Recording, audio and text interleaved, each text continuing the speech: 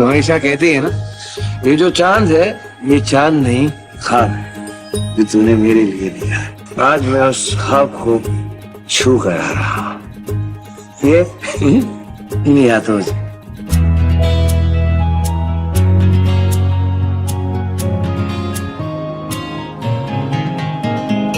देखो कुछ फिल्में ऐसी होती हैं जो कि बस बन जाती हैं, या फिर यूँ कह लूं कि डायरेक्टर का ऐसा तुक्का चल जाता है कि वो बेचारे खुद भी बिलीव नहीं कर पाते हैं कि ऐसा भी कुछ बना सकते थे, और ना ही उसको कभी रिक्रिएट कर पाते हैं। ओम शांति ओम उन्हीं ग्रेट कल्ट क्लासिक्स में से एक थी। ये फिल्म बॉलीवुड की ओल्ड क्लासिक्स को एक होमाज थी, जिसकी स्क्रिप्ट लिटरली फराह खान ने बस 2 हफ्तों में कंप्लीट कर दी थी। और सिर्फ इतना ही नहीं, दीपिका पादुकोण जिनका ये डेब्यू फिल्म था, लेकिन इस फिल्म में उनकी खुद की आवाज ही नहीं थी। पर देखो ना, आज भी अगर हम ओम शांति ओम को याद करते हैं तो चेहरे पे वो स्माइल आ जाती है, फिर चाहे वो मूवी के एक एक सीन्स को याद करके आए या फिर मूवी के आइकॉनिक गानों को याद करके। वेल हेलो, मेरा नाम है जॉयदीप राजकुमार और जेडी बोलेगा सीरीज में आप सबका स्वागत है, जहाँ जेडी बोलेगा एपिसोड 4 में मैं बात करने जा रहा हूँ कि ऐसा क्या था ओम शांति ओम में जो इसको आइकॉनिक बनाती है, जो कि बॉलीवुड आज तक रिक्रिएट नहीं कर पाया है।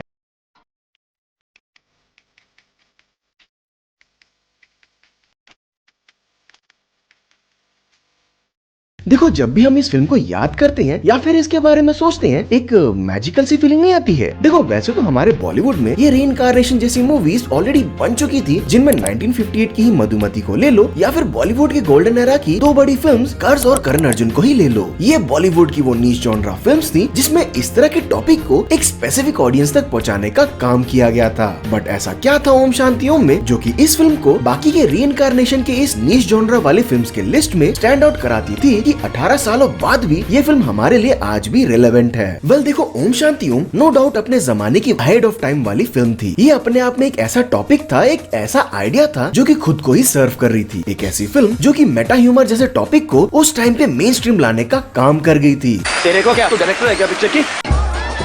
अरे मनोज कुमार जी, आइए आइए। अरे बेटा सूरज, आते काहे कर रहे से? नाड़ी पुसी, नाड़ी पुसी। हे भगवान, ये मैं क्या सुन रही हूँ?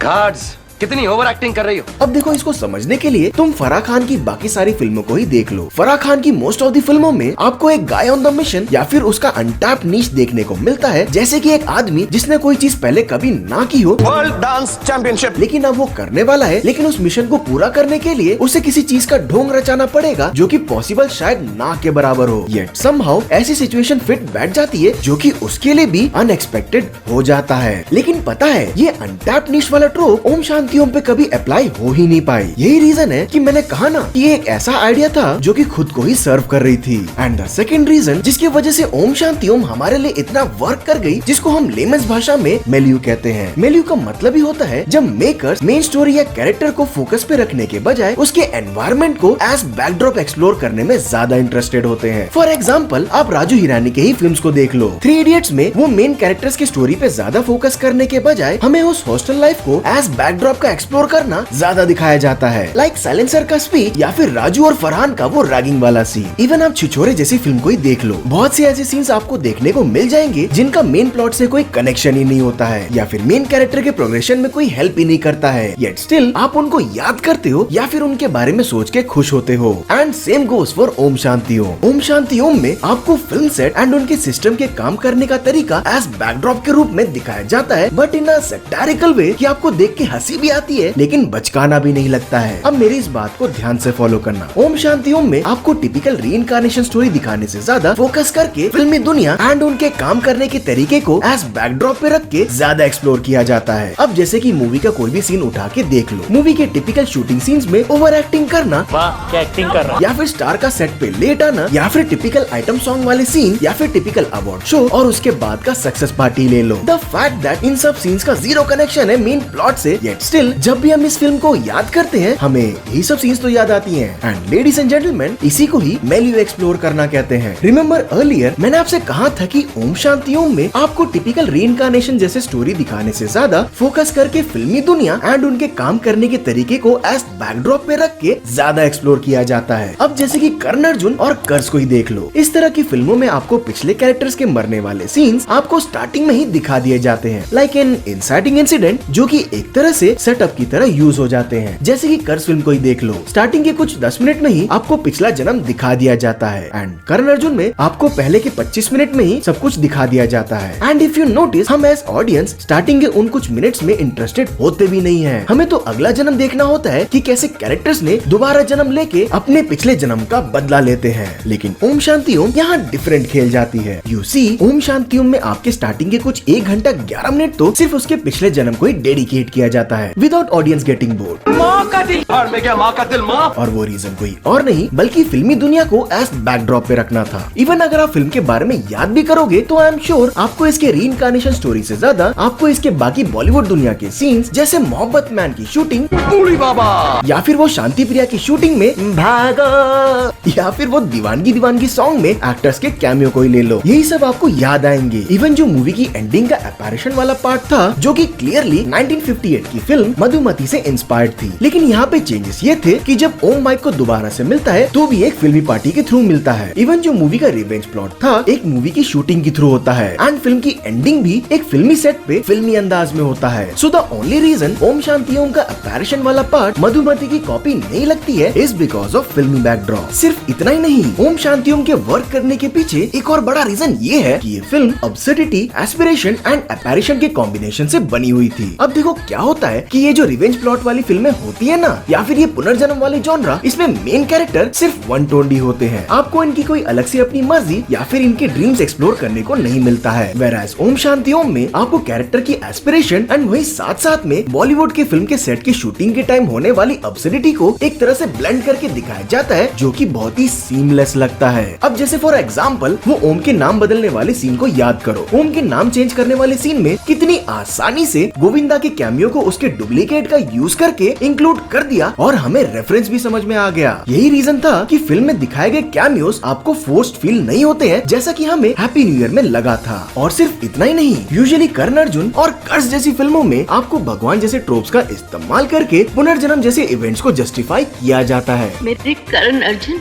आएंगे, मेरे करण अर्जुन आएंगे। गॉड्स, कितनी ओवर एक्टिंग कर रही हो। बट वेराज ओम शांति ओम में आपको कैरेक्टर के इस रीइंकार्नेशन इवेंट को उसके मैनिफेस्टेशन का रिजल्ट दिखाया जाता है और ये करने के लिए फिल्म में बस एक ही डायलॉग का इस्तेमाल किया जाता है। लेडीज एंड जेंटलमैन, इतनी शिद्दत से मैंने तुम्हें पाने की कोशिश की है कि हर जर्रे ने मुझे तुमसे मिलाने की साजिश की।